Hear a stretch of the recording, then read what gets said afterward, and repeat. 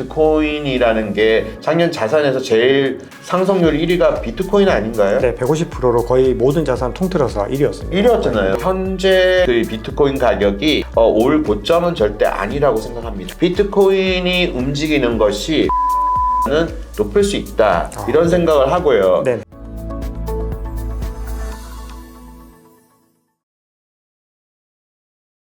네, 구독자 시청자 여러분 반갑습니다. 박 작가입니다. 오늘 토크라운지에서는 울산광역시 경제부시장을 역임하시고 현재는 유니스트에서 교수로 계시는 조원경 교수님을 모시고 현재 거시경제 상황들과 그리고 가상자산 전망에 대한 정말 폭넓은 이야기들 한번 나눠보겠습니다. 교수님 안녕하세요. 안녕하세요. 네, 교수님 저희 채널 방문해 주셔서 감사합니다. 네, 반갑습니다. 네, 반갑습니다. 좀 늦었지만 새해 복 많이 받으시고요. 네. 구정 새해도 다가오잖아요. 네. 네. 새해 복 많이 받으세요. 네네, 교수님도 새해 복 많이 받으십시오. 네. 제가 먼저 인사드렸어야 되는데 너무 감사합니다. 자, 교수님 저희 채널 첫 방문이시니까요. 네. 저희 구독자분들께 간단하게 자기소개 부탁드리겠습니다. 네, 안녕하세요. 저는 그 유니스트에서 글로벌 산학협력 센터장으로 있는 조은경입니다. 그전에는 기획재정부에서 오랜 관료 생활을 했고요. 그리고 울산광역시에서 경제부시장 했습니다.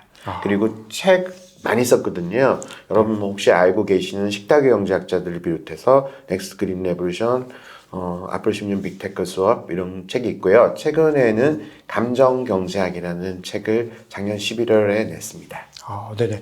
저희 감정경제학 제목이 굉장히 매력적인데 책 어떤 내용인지 간단하게만 소개 부탁드리겠습니다. 우리가 보통 행동이라는 것은 우리가 생각하는 거하고 감정에서 같이 나오는 거잖아요. 네. 우리가 생각 경제라는 시대를 오랫동안 살아왔고요. 근데 감정이라는 것은 좀 뭔가 경제학에서 다루기에는 좀 부족하다. 네. 그래서 행동 경제학 이런 차원에서 다루기는 했는데 네. 저희가 AI가 등장하면서부터는 이제 감정이라는 부분이 본격적으로 더 등장하는 것 같아요. 왜냐하면 AI가 생각을 많이 빼앗아 가잖아요. 그렇죠. 남는 영역은 인간에게 감정이 더 남는 거죠. 더 남는 거거든요. 그러다 보니까 내 마음을 잘 읽어주는 누군가에 대한 그 기대가 되게 커지잖아요. 맞습니다. 비즈니스 할 때도 감정을 제대로 알아야 되고 또 그런 측면은 또 소비자 입장에서는 또 경계해야 되는 부분도 있잖아요. 네네. 그러니까 기업에게서는 감정이라는 게 하나의 기회 요인이고 또 소비자에게서는 또 기분에 따라서 소비할 수도 있지만 또 좀 지나치면은 우리가 도파민 중독이 되잖아요. 맞습니다. 도파민 중독이 되면은 어찌 보면은 쇼핑 중독이 되고 또 불행해지는 거니까 양가적인 감정이 있는 것 같아요. 그래서 여하튼 경제를 움직이는데 심리가 중요하잖아요. 정말 중요합니다. 그래서 좀 감정도 굉장히 중요하다. 그래서 20가지 감정으로 자본주의 살아가기 그런 컨셉입니다. 네, 어떻게 보면 지금 시대에 정말 중요한 테마다라는 생각이 교수님 말씀 들으면서 되게 많이 들었는데 어떤 책인지 한번 저희 구독자님들께서 읽어보시면 굉장히 좀 유익할 것 같습니다. 네, 그러면 이제 저희 본격적으로 한번 이야기를 해보겠습니다. 우리 또 교수님께서 울산광역시에서 경제부시장을 역임을 하셨고 전체적으로 우리 거시경제 어떤 상황들에 대해서 굉장히 좀 어떻게 보면 필드에서 많이 경험을 하셨을 거라고 생각을 하는데요. 경제 전망 먼저 간단하게 짚고 가겠습니다.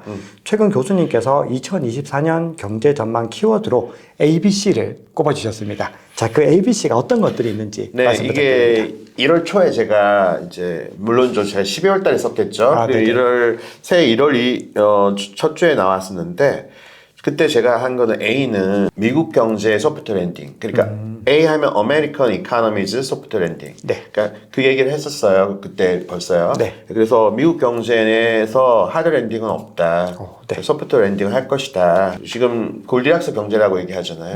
얼마 전에 고용 지표도 발표됐는데 비농업 고용 지수 너무 서프라이즈 했잖아요. 그러면은 이제 물가의 고는 CPI는 좀 내려가는 쪽이고 고용은 이렇게 되면은 이게 미국의 경제가 정말 그전에는 이렇게 금리가 높았을 때는 경제가 하드 랜딩을 하는 거예요. 근데 그거를 감수하고도 그렇게 금리를 올린 거잖아요. 그래서 지금 이제 금리 인하를 해야 된다고 이제 그러는 입장에서 고용 지표가 계속 이렇게 서프라이즈를 나오니까 연준의 입장에서는 두 가지를 생각해야 되는데 물가하고 고용료. 이거 두 개를 어떻게 가져갈 것인가가 궁금하지만 여하가 미국 경제에 경착륙은 없다. 요거하고 AI 두 가지를 얘기했거든요. 네네. 결국 뭔가 하면 AI 테마가 연초부터 뜨거웠지 않습니까? 네, 맞습니다. 결국은 뭐로 나타났나요? 그 엔비디아 시가총액이 한국 코스피 시총을 1월 달에 넘나했습니다. 네. 그러니까 엔비디아가 시총 5위잖아요, 미국에서. 네네.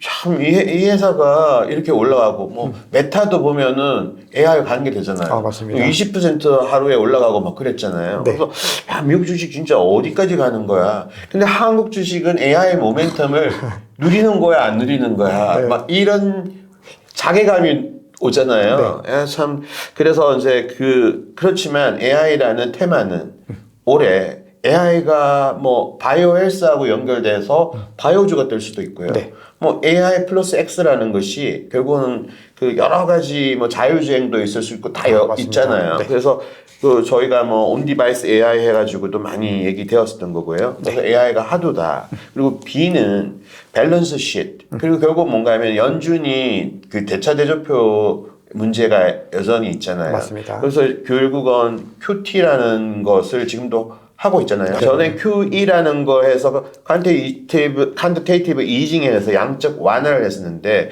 이제 긴축을 하는 금리를 인상하는 뿐만 아니라 QT라 해가지고 이제 보유한 그 자산을 매각해서 연준의 대차대조표를 뚱뚱해진 것을 조금 다이어트 시켜주는 효과를 하는 것이 이제 QT잖아요. 네. QT가 언제 종료할 것인가 이런 부분들에 시장에 관심이 좀 있는 것 같아요. 네. 그래서 결국은 이제 밸런스 시 문제는 유동성과 관계된다. 네. 그래서 유동성이 사실상 금리를 통해서 올리는 것도 있었지만 이게 지난 3월달, 작년 3월달에 미국에서 이제 그 실리콘밸리 사건이라든지 그렇죠. 은행 파산. 조그마한 은행들이 좀 무너지고 그러는 사건이 있어서 유동성을 좀 공급했고 그 이후에는 유동성이 제가 보기에는 조금씩은 줄었었습니다. 네. 그래서 작년 3월달 수준으로 얼마 전에 줄었던 것 같아요. 네. 그 뒤에 조금 늘렸다가요.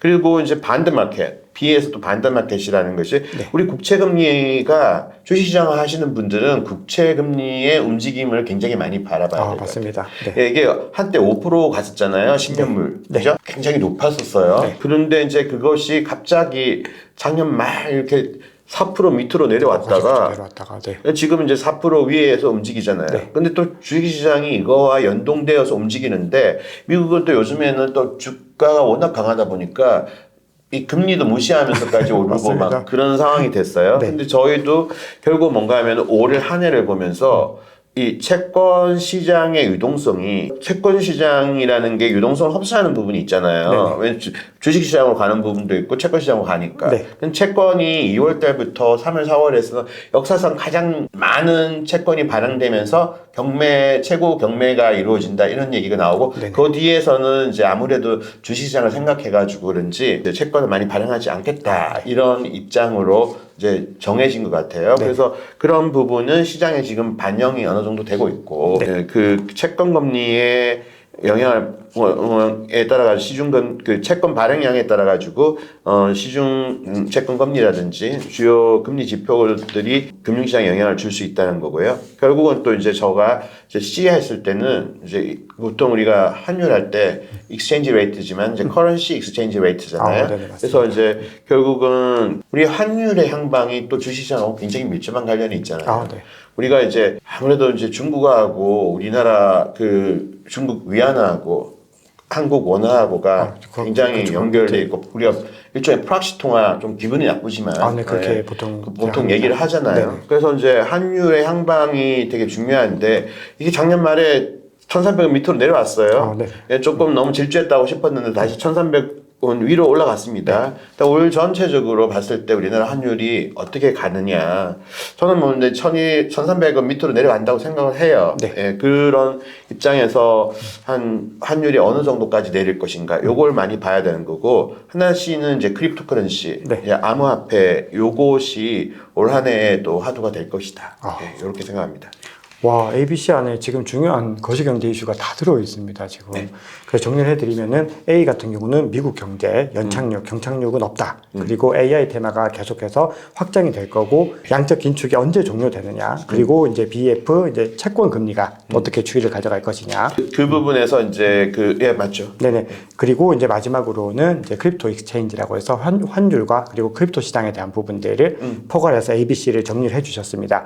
자, 그러면 이제 여기서 C에서 그 같은 급으로 어떻게 보면 크립토를 넣어주셨다. 저는 이렇게 좀 크립토 채널이다 보니까 해석이 되는데, 교수님께서도 이제 직접 암호화폐 전망이 올해 밝을 것 같다. 이렇게 말씀을 주셨습니다. 자, 그렇게 말씀 주신 이유가 궁금합니다. 사실 암호화폐는 그 자체 모멘텀으로 움직이는 게 강하다고 생각해요. 아, 맞습니다. 예, 이것이 그리고 이제 퀀트적인 측면도 되게 강하다고 생각해요. 네. 그러면 우리가 불장을 짚어보면은 네네.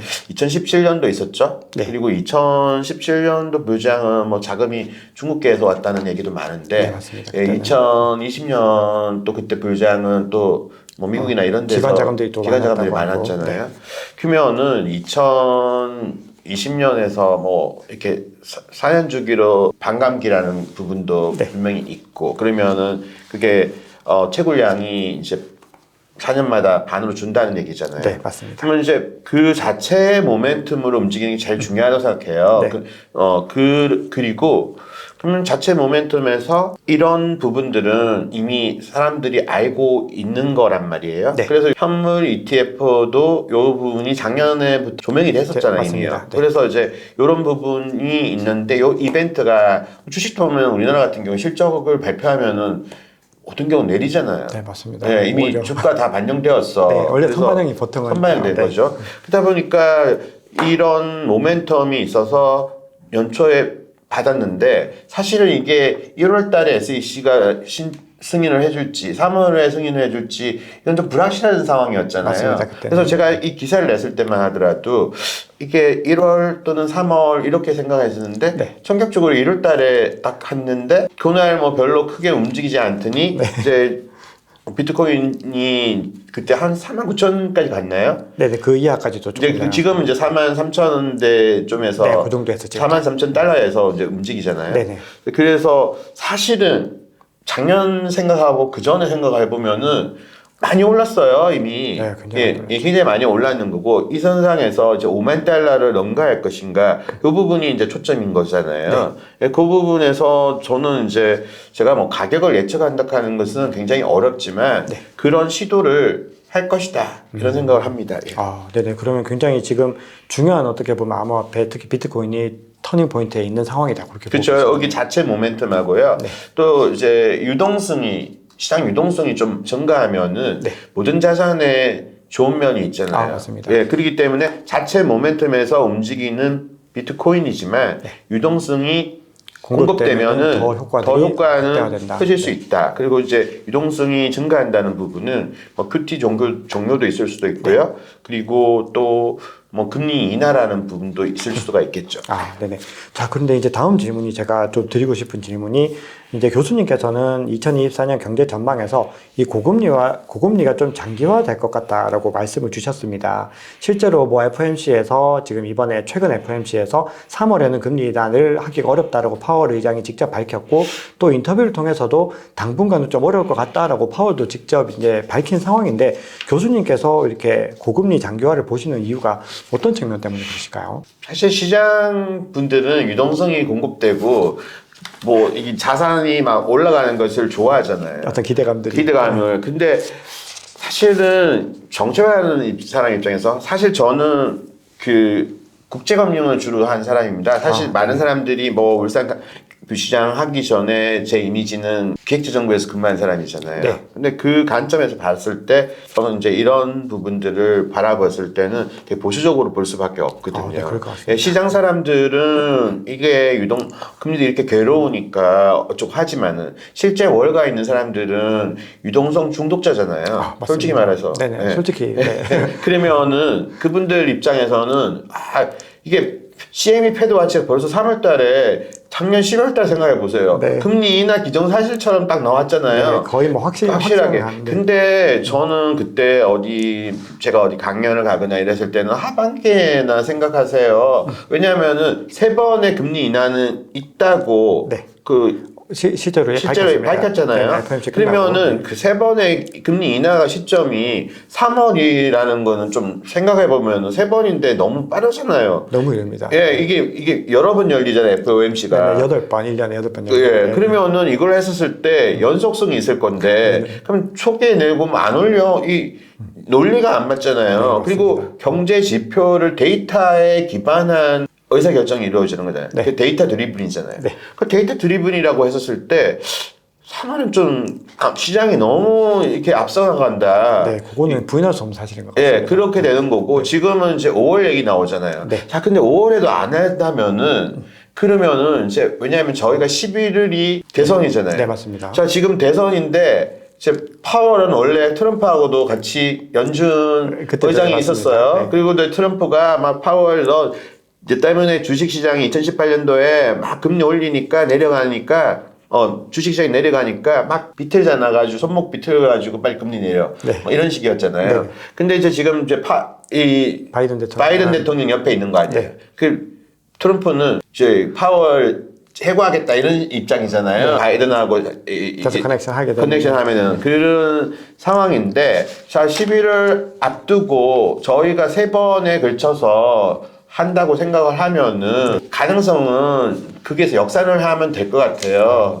예, 그랬을 때 한번 5월이 되었던 언제 되었던 금리 인하는 기정사실이니까 네. 그것을 염두에 두고 아까 2, 3, 4월 달까지는 그 채권이 많이 발행되지만 그 이후에는 발행량이 뚝 떨어진단 말이에요. 네네. 그러면 그런 것들하고 전반적인 것을 생각했을 때 여러분들이 채권 투자 같은 것들을 내가 어떤 시계열로 할 수 있을까, 이런 건 이미 답이 다 나와 있다고 생각을 합니다. 예. 네네. 네, 잘 알겠습니다. 교수님께서 이 월가의 분들이 어떻게 보면 유동성 중독자들이라고 말씀 주신 게 정말 좀 너무 와닿은 게 CME 패드와치에서 봤을 때 작년부터 뭐 3월이 거의 기정사실화, 5월은 사실상 100%, 약간 이런 분위기들 보면서 저도 아침마다 이렇게 거시경제 간단하게 전해드리면서 야, 이건 좀 너무 과도하다라는 생각들을 많이 했었는데 거기에 대해서 연준의 입장에서도 상당히 어떻게 보면은 좀 불편한 부분들이 있을 것 같습니다. 그러면서 본인들이 또 약간 압박하는 그런 부분들도 있는데 지금 어떤 시장의 기대감과는 반대로 지금 중소형 이제 은행 위기 이후에 BTFP라고 해서 이 은행의 대출 프로그램을 지금 지원을 하고 있다가 연준에서 이제 그거를 3월에 공식 종료하겠다 이렇게 얘기를 하면서 오히려 유동성이 더 끊어지는 단기적으로 흐름이 됐는데 거기에 대해서는 교수님 어떻게 보시나요? 사실 작년에 어떤 프로그램 같은 거 볼 때 유동성이 안 줄었다고 얘기를 하더라고요.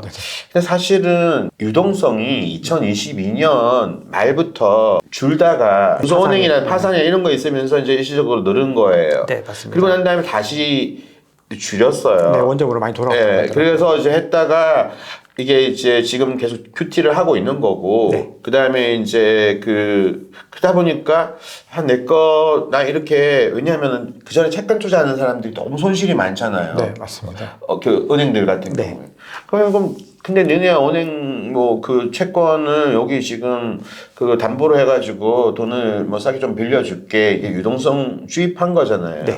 근데 이 부분을, 그러니까 이제 전체적인 어떤 패드 입장에서는 큰 그림을 가지고 가는 것 같아요. 네. 그러니까 금리 인하도 해서 좀 네. 살려줄게. 살려줘야 되고. 네. 그리고 이제 이거는 우리가 한 정돈된 이미지를 가지고 가기 위해서는 뭐 이거는 이제 채권 가격도 앞으로 그러니까 채권 가격 올라갈 거야. 네. 예, 금리가 내려가니까. 네, 그렇잖아요. 네. 그러면은 이제 시장과 소통하는 부분들을 했었을 때 우리는 좀 자신 있다. 왜냐하면 뭔가 이런 것들이 자신 없다는 느낌으로 보는 것보다는 네. 금리가 이제 앞으로는 내려갈 거니까 그리고 채권 시장은 선반영하잖아요. 네, 맞습니다. 선반영하니까 너네 채권을 통해서의 어떤 자산 부분 같은 것들은 좋잖아. 네. 그렇게 되는 상황들을 보고 이 경우에는 그 뱅크 텀 펀딩 프로그램 이런 것 자체를 이제 없애는 거고요. 네. QT도 질서 있게 그런 어떤 상황을 보아가면서 할 건데 결국 뭔가 하면은 근데 금리가 낮아지면은 또 유동성이 증가되는 효과가 있는 거잖아요. 네네. 그런 부분들을 감안해서 우리가 종합적으로 고려해야 될 것 같습니다. 어떻게 교수님 말씀 이제 들으니까 이 연준의 입장에서 어떤 식의 정책의 큰 범위를 가지고 가는지를 우리가 투자자의 관점으로만 이걸 자꾸 해석하려고 하면 안 되고 이 정책 위반자들이나 어떤 정책을 펴는 사람들은 또 본인들이 고려해야 되는 여러 가지 어떤 위상이나 어떤 질서들이 있구나라는 생각들을 좀 많이 하게 됩니다. 이렇게 예를 들어서 이렇게 좋은 고용과 물가 이렇게 해서 골디락스인데 갑자기 경제가 안 좋아지니까 금리가 내려야 돼 이렇게 내려야 되는 어떤 구실이 있어야 되잖아요. 네네, 근데 맞습니다. 그런 지표를 기다리고 있는데 계속 그 지표가 네. 배신하는 거예요. 네, 맞습니다. 배신하니까 지금 연준도 내리기는 해야 될 것 같은데 뭐 근거는 부족하고 네, 잘 근거가 부족하니까 네네. 근거를 찾아와야 되는데 어디서 찾아와야 될지를 모른다는 거죠. 진짜 연준의 속내도 굉장히 복잡할 것 같습니다. 네. 자, 그럼 교수님께서 최근에 기고하신 신문 칼럼에서 금리가 인하하면 오히려 주식시장의 악재이다. 이렇게 말씀을 주셨습니다. 자, 그 이유가 궁금하고 그리고 그렇게 됐을 때 금리가 그럼 비트코인에는 어떤 영향을 미칠지 같이 좀 말씀 주시면 좋을 것 같습니다. 만약에 시장이 금리 인하를 먹고 살았다. 네. 그러면 금리 인하는 제로잖아요. 네. 제로 소멸로 인해서 재료에 대한. 네, 왜냐하면 너무 많이 올랐잖아요. 그게 근데 이제 사실은 여기에서 하드 랜딩이 오는 부분들을 하면은 금리 인하는 정말로 악재인 것 같아요. 네, 맞습니다. 근데 이제 소프트 랜딩이잖아요. 네. 그러면은 약간의 조정의 빌미는 줘야 되지 않겠어요? 네. 그러니까 만약에 지금 사실은 미국 주식이 전 세계 시가총액에서 미국 주식이 60%잖아요. 네. 근데 거기에서 옛날에 애플이 우리 코스피 유가정권을 능가했었을 때도 오케이. 그래, 이런 일도 있구나. 네. 근데 지금 5위 종목이 우리 거를 능가했습니다. 네.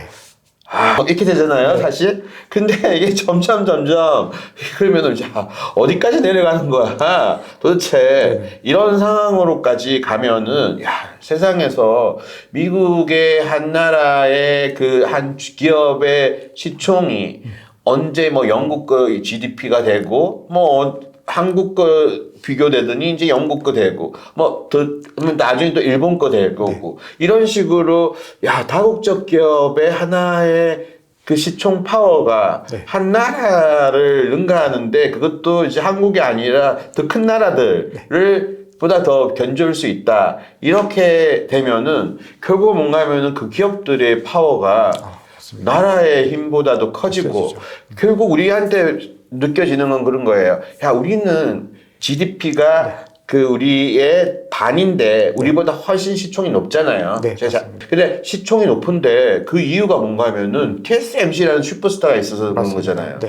TSMC라는 애가 탁 등장해가지고 이게 우리 주식시장에서 주도주가 있는 것처럼 딱 그 슈퍼스타가 있으니까 근데 우리는 보면은 슈퍼스타라는 게 전에 삼성전자가 세계 시총 10위에 들어간 적이 있었어요.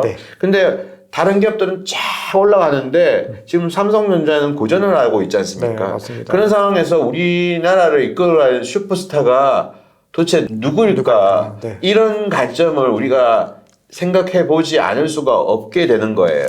그런 부분들이 있고요. 네. 사실 비트코인은 얼마 전까지는 테슬라 밑에 있었는데 테슬라가 주가 계속 내려갔고 비트코인은 올라갔습니다. 그래서 이제 비트코인은 이제 테슬라하고는 견줄 수가 없는 거고요. 비트코인은 테슬라보다 올라간다고 생각을 해요. 향후에도 계속 향후에도요. 근데 예를 들어서 왜냐하면 테슬라가 전기 자동차로 인해서 이제 사실 테슬라 주가가 굉장히 많이 하락해 돼 있잖아요. 지금 현 시점. 지금 180불대에서 지금 말씀드리는 겁니다. 근데 이게 연초에 제가 얼마였는지 모르겠는데 테슬라 주가는 지금 매그니피스트 7에서 좀 동떨어진 느낌을 주는 주식이잖아요. 현재로서는. 현 시장에서는. 자, 그랬을 때, 물론 테슬라가 잠재력이 있는 회사니까, 자율주행이나 이런 걸 통해서 시총이 더 올라가면 올라갈 수 있겠지만, 비트코인이 움직이는 것이 테슬라보다는 높을 수 있다. 이런 생각을 하고요.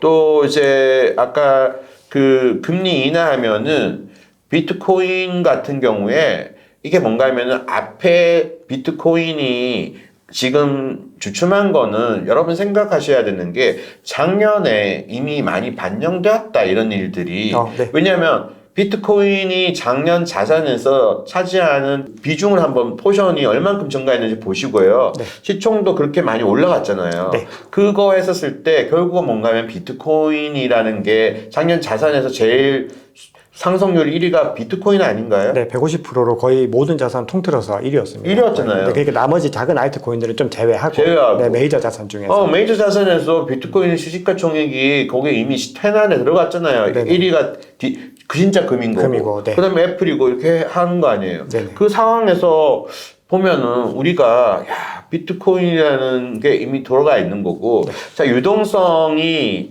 공급이 되어서 금리 인하로 전반적으로 처음에는 주춤거리더라도 다시 뭐 이게 왜냐하면 좀 연계되는 부분이 크잖아요. 네, 맞습니다. 예, 자체 모멘텀에 의해서 움직이는 것은 분명히 있지만 연계되는 부분들이 있고요. 그게 했을 때 비트코인이 움직이는 모습은 뭐 저가 어떤 시장을 예측한다는 것은 어렵지만 현재 그 비트코인 가격이 올 고점은 절대 아니라고 생각합니다. 아, 네네. 와, 이 비트코인에 대해서 굉장히 또 테슬라와 비교해 주시면서 뭔가 어떤 상황인지 명확하게 말씀을 주셨고 또 교수님 말씀처럼 지금 상황에서 올해 내년까지 뭔가 비트코인이 더 많은 또 상승을 할 수 있는 소재들은 많이 있다라고 생각을 해서 뒤에서 그런 부분들을 조금 더 추가적으로 한번 나눠보겠습니다.